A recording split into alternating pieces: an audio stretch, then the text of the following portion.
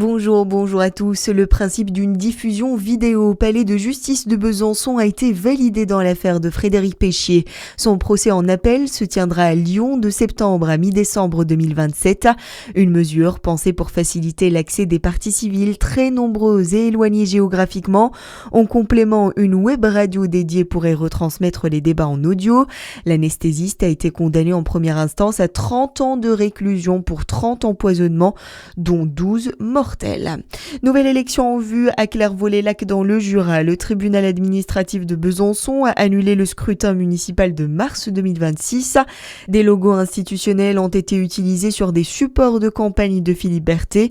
Selon la justice, ces éléments ont pu tromper les électeurs qui seront donc rappelés aux urnes prochainement. Dans le reste de l'actualité, Sébastien Lecornu tape du poing sur la table après les débordements en marge du sacre du PSG.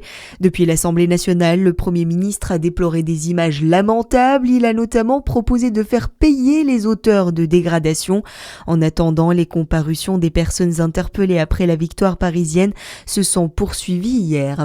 L'hommage national à Edgar Morin, il est rendu aujourd'hui au sociologue et philosophe dans la cour des Invalides. Une cérémonie présidée par Emmanuel Macron. Edgar Morin est décédé vendredi à l'âge de 104 ans. Retour dans notre région et vous pourrez circuler gratuitement à Dijon cet été si vous avez moins de 26 ans. Bus, tramway et même vélos en libre service seront proposés sans frais par Divia Mobilité du 1er juillet au 31 août. Pour en profiter, il suffit de posséder une carte Divia Mobilité et de souscrire au pass week-end des témoins 26. Une démarche à effectuer en agence ou sur la e-boutique du réseau.